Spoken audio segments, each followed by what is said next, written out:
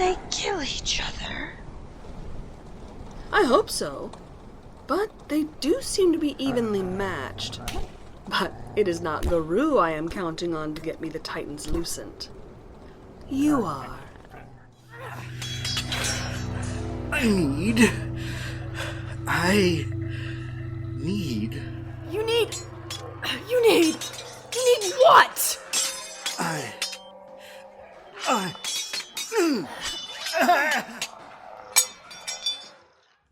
I had heard they were just stories. Stories are like trees, my ladies. They always start with seeds of truth and grow from there. But those stories tell us they were banished back to their own dimension. This is the Quixote's true dimension. They belong here. She is markedly more skilled than I think we assumed. And with all the zombie combat going on, it was more difficult for me to find the right opportunity. I assure you, though, that the next time I am sure I will... Next time? There wasn't supposed to be a next time! Nahil, we are friends. We have fought side by side for years. If you have a good reason for doing this, if you can justify this, I will take your side. Fine. I could have bested Queen Hastra. We are closely matched, but she is not my better. Then what made you retreat? I did not expect to learn what I did about her, my friend. I did not realize there was no way I could ever harm her, for if I did, I would consign myself to a long life of loneliness and isolation. Garou, Queen Hastra, proud warrior of the Lorenzen Plains, is my rhubarb tea. Nahil, we are friends. We have fought side by side for years. If you have a good reason for doing this, if you can justify this, I will take your side. Please, explain this to me. Fine. I could have bested Queen Hastra. We are closely matched, but she is not my better. Then what made you retreat? I did not expect to learn what I did about her, my friend. I did not realize there was no way I could ever harm her. For if I did, I would consign myself to a long life of loneliness and isolation. That is impossible. Garou, Queen Hastra, proud warrior of the Lorenzen Plains, is my rhubarb tea. It is unheard of for a goblin to experience the rhubarb tea with a race other than goblin. I know. Are you sure this is true? You could be hallucinating from some stray spell the queen cast, or it could be a reaction from something you ate, or maybe you were cursed by... I know. Beast's fangs. I am positive, Garou. Surely now you understand my failure, and why I had to be deceptive. I would not have the sacred bond used as part of that woman's plan. But you've made a powerful enemy. Yes, but the rhubarb tea is stronger than any witch, even one with 2 of the lucents. She will get no more work from me. I don't think she needs it. Why would she pay you now? So I suppose you intend to find the queen and pledge yourself to her? It is not as if I don't know where to find her. I will not ask you to come. I would not ask you. This is your path. Take some of this. You will need to purchase some of the good wine if you're going to court the queen. Thank you, my friend. May the wolf spirits guard over you and guide you to your heart's desire, brother. And to you, farewell.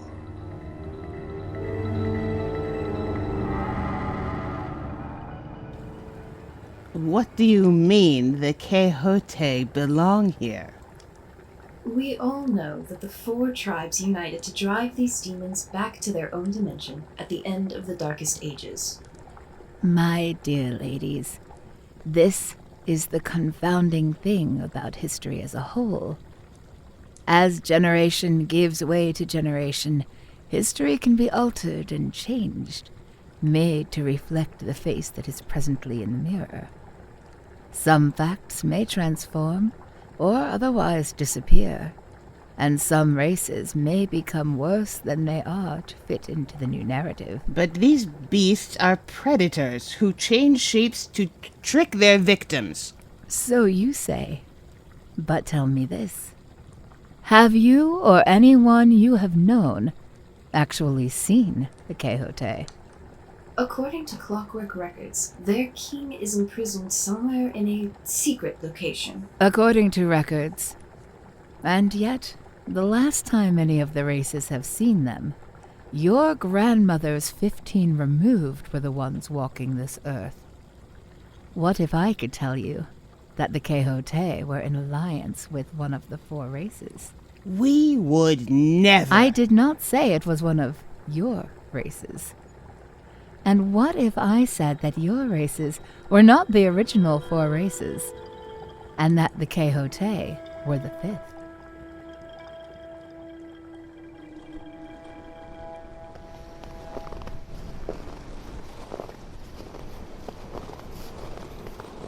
We have scoured these grounds for several paces beyond the town, and for several more into the woods.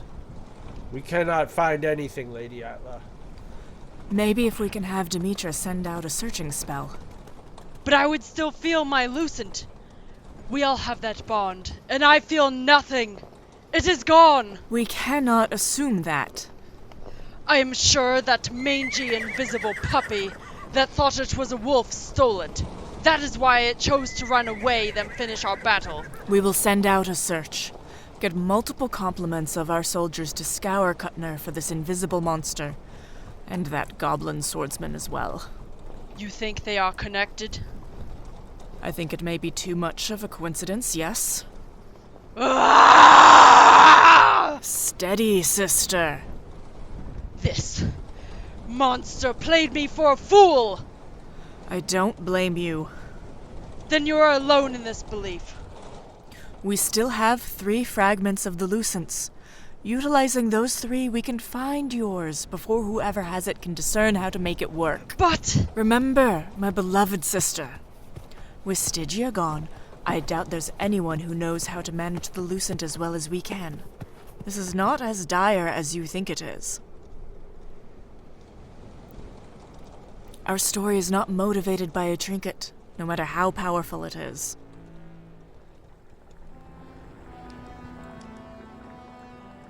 When the ones above all seeded this realm with life, they made 5 races to represent the 5 basic elements. To represent ether, they created the goblins, to understand and manipulate it with their spells. To represent fire, they created the titans, whose unrelenting strength and bravery could light the ways of civilization and incinerate those who would destroy them. For air, they created the humans, whose emotions and insight could weave innovation amongst the others to make their world strong. They made the Quixote and their ability to shift form for water, so the world can adapt to whatever the world becomes with time. And for the earth, the ones above all created the kobolds, who would know the secrets of the ground beneath us and use what they discovered to strengthen our homes. But it was the clockworks who took the materials of the earth to make their own bodies, to help the others create the machines that make... There is no record of the clockworks being here before the First Great War. But they were vital during the final battle. They helped forge the Lucent that drove out the Quixote, save for Jodin. The Quixote fought alongside your ancestors, my lady. They were some who pledged themselves to the great finality, but the majority fought against it. They were essential to forging the Lucent, but they paid the price by being sealed off from our realm. Jodin tried to release them and ended up rebelling against the other races. He became a villain and embraced the vile, untrue stories told in whispers by those around him. They are not monsters, my ladies. They are part of the natural order. The clockworks came later, left here by the Grey Legion. The Grey Legion? How do you know all of this? And what happened to these kobolds you talk about? It could be said that being deprived of sight will open up other senses. Somehow I think that is not the case with you, woman. Even now I see how your body seems to change. You grow younger, straighter than when I last met you. This cannot be. Sister! My lady. These must be lies. It cannot be. We have always been here. The clockworks have always been present in Cutner. We are one of the 4 races. 4, not 5. 4. I am sorry. I know this new knowledge must be painful. No! Sister, please, sit down. We can get this woman to tell us the truth. No, I must...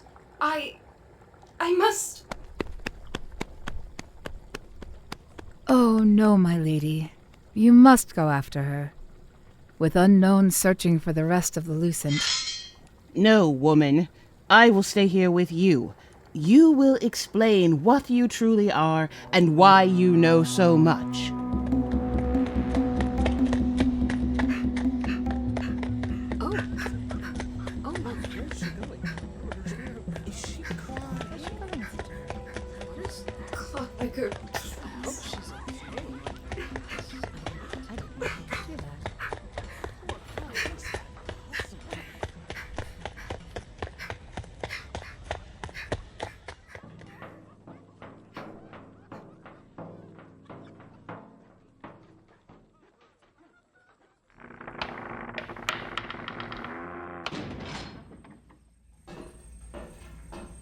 Clockmaker, please. The things I've heard, the doubt in my ears. Surely you can prove to me that this is falsehood, heresy. Tell me what that woman told me was wrong. Tell me! Tell me! Tell me! Tell me! Tell me!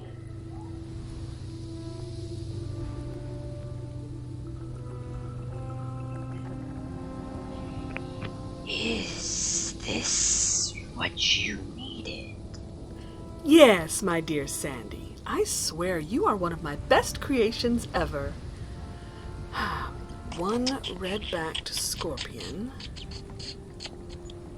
Are you going to eat it? Oh, no, my pet. I'm going to place it in this mold along with the other ingredients of my spell. Before pouring the adamantine metal into said mold, so that as it cools, I can enchant the metal with the proper incantations and runes to create a sword that will envenom its victim with every wound it makes, so that whoever is struck by it will wither and die, even if they run from me. You do not have to go through all this preparation. If you wish to kill someone, I could easily tear anyone apart. Why aren't you sweet? But you must understand, my dear creation, that this sword is being forged for someone special. Someone who took what I most valued from me. Someone I need to kill in person. I must be the one to thrust this blade into her gut. I must be the one to feel her blood splatter on my face, and I must be the one to see her last breath leave her body. Surely there is some way I can help, mistress. No. Hostra stole my crown, my realm, my power. I must be the one to strike her down and laugh in her face as she dies. But you are so good, my dear. You shouldn't call me mistress. Call me mother. Later you can call me your highness.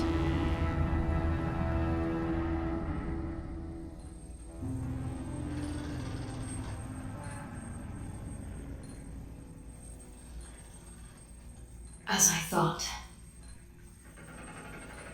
Is someone there? Oh, Indicator.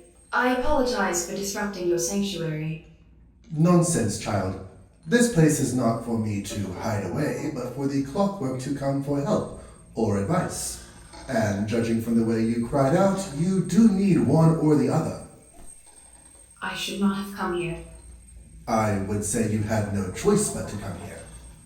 Lady Medius, is it not? Yes, Indicator. That settles it. If anyone needs the aid of the great clockmaker's duly appointed representative, it is the one responsible for giving our race freedom. Now, tell me what troubles you. My friend and I were consulting with a wise woman.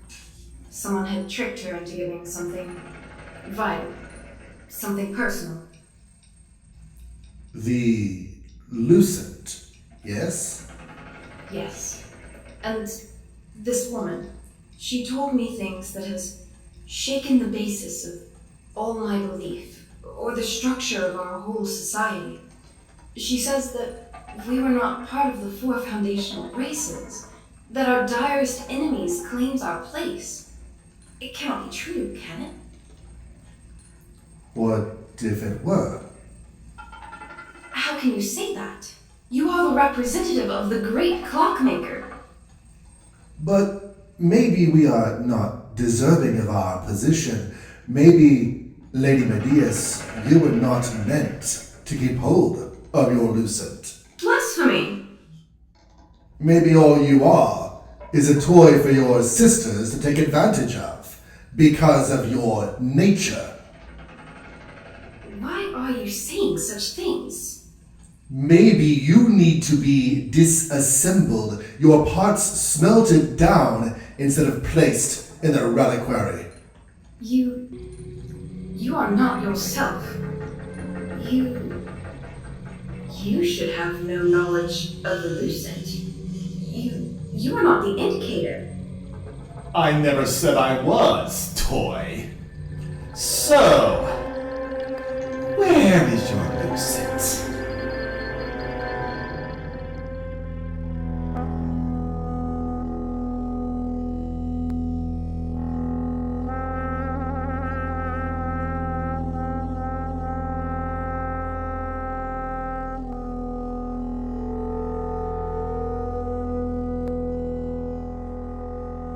You've been listening to Barbarian Queen 2, The Empress Strikes Back, Part 6, a VHS Box Theater production written by Thomas DJ, inspired by the 1990 movie Barbarian Queen 2, The Empress Strikes Back, directed by Joe Finley. Produced by Thomas DJ, Chris Honeywell, and Nicole Tomte. Sound design and music by Chris Honeywell. Performed by the Akadekaganagan Theater Works. David Ellis was Nahil. Desmond Reddick was Guru. Chris Honeywell was Soldier. Casey Boudinot was Atla. Vanessa Van Zer was Hostra. Sarah Palmero was Demetra. Tori Wright was Medius. Femi London was Kasana. Nicole Tomte was Stygia. Anna Crawford was Sandy. John Wilson was Indicator. Tim Price was Yoden. As always, you can contact us at 8twinfo@gmail.com and join the conversation in the 8TW Discord. You can find the invite as well as more information on this and other upcoming projects at 8twtheater.blogspot.com. Thank you for listening and good night.